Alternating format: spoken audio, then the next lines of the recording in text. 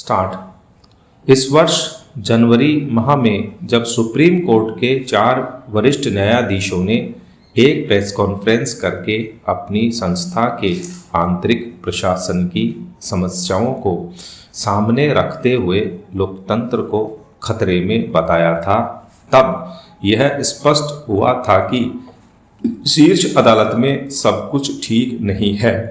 इस press conference ने सारे देश का ध्यान इसलिए खींचा था क्योंकि चारों न्यायाधीशों ने मुख्य न्यायाधीश पर यह आरोप भी लगाया था कि वह संवेदनशील मुकदमों को पसंदीदा बेंच में भेज रहे हैं।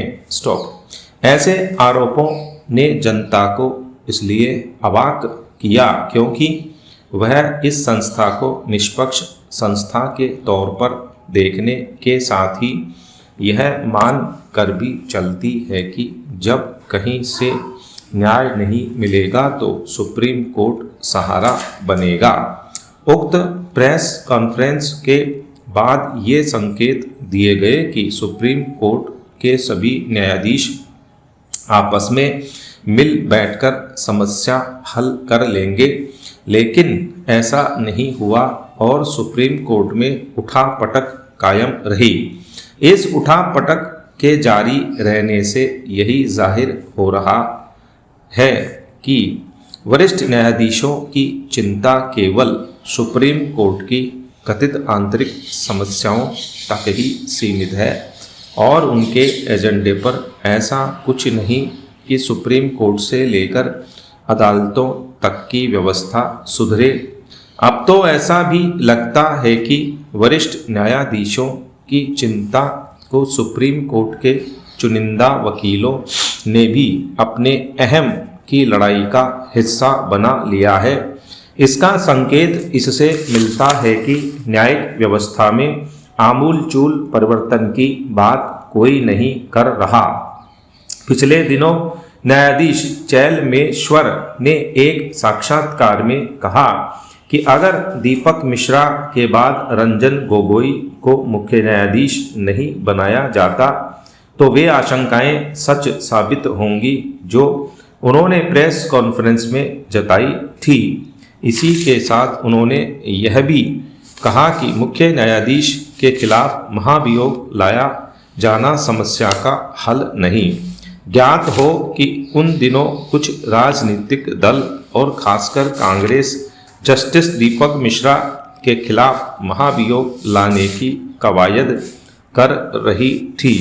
न्यायाधीश कुरियन जोसेफ ने मुख्य न्यायाधीश एवं अन्य न्यायाधीशों को एक चिट्ठी लिखकर कॉलेजियम की सिफारिश पर केंद्र सरकार की चुप्पी पर सवाल उठाए।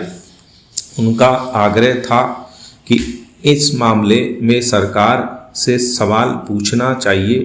कॉलेजियम ने फरवरी में न्यायाधीश के.एम. जोसेफ और इंदु मल्होत्रा को सुप्रीम कोर्ट का जज नियुक्त करने की सिफारिश की थी, लेकिन केंद्र सरकार ने न तो यह बताया कि कॉलेजियम की सिफारिश मानने में देर क्यों हो रही है और न ही सिफारिश पर अपनी कोई आपत्ति प्रकट की।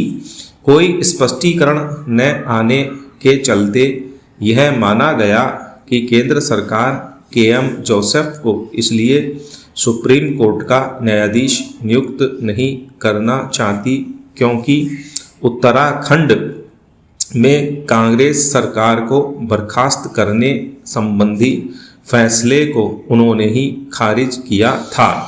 समस्या केवल यह नहीं है कि सुप्रीम कोर्ट के वरिष्ठ न्यायाधीश सवाल पर सवाल कर रहे हैं, बल्कि यह भी है कि कुछ वकील मुकदमों के आवंटन की व्यवस्था को लेकर अपनी मुहिम छेड़े हुए हैं। वे मुकदमा आवंटन की व्यवस्था को पारदर्शी बनाने के लिए याचिकाएं भी दायर कर रहे हैं। बीते दिनों एक ऐसी ही याचिका का निपटारा करते हुए सुप्रीम कोर्ट ने कहा कि यह तय करने का अधिकार मुख्य न्यायाधीश को ही है कि कौन सा मामला किस बेंच को सौंपा जाएगा, लेकिन इसके बाद इसी आशय की एक और याचिका दायर कर दी गई। इसके पहले न्यायाधीश चेलमेश्वर ने ऐसी याचिका सुनने से यह कहते हुए इनकार कर दिया कि वह नहीं चाहते कि उनके फैसले को पलट दिया जाए। ऐसा कहकर उन्होंने एक बार फिर दीपक मिश्रा को निशाने पर लिया। यह रवैया इसलिए ठीक नहीं क्योंकि सुप्रीम कोर्ट की ओर से यह स्पष्ट किया जा चुका है कि मुकदमों के आवंटन में न्यायाधीशों की वरिष्ठता कोई आधार ही नहीं। इस फैसले के अनुसार सुप्रीम कोर्ट के तो सभी जज अनुभवी होते हैं, चाहे वे हाई कोर्ट से आए हों या फिर बार से। पिछले कुछ दिनों से उत्तर प्रदेश के उन्नाव और जम्मू कश्मीर के कठुआ के यौन हिंसा से संबंधित अपराधों पर धरना प्रदर्शन से लेकर टीवी चैनलों पर जोरदार बहस जारी है। इन दोनों मसलों को लेकर राजनीतिक आरोप प्रत्यारोप का सिलसिला भी कायम है।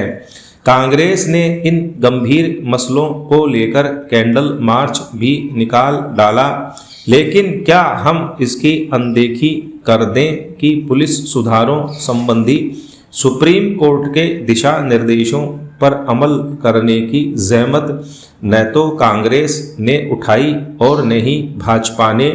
निसंदेह उन्नाव और कठुआ के मामले एक जैसे नहीं, लेकिन दोनों ही मामलों में पुलिस की कार्यप्रणाली सवालों के घेरे में है। यह इसीलिए है क्योंकि शासन प्रशासन ने समय रहते सही और सख्त कदम नहीं उठाए। इन दोनों ही मामलों में यह भी साझा पहलू है कि पुलिस की ही कार्यप्रणाली से हालात बिगड़े।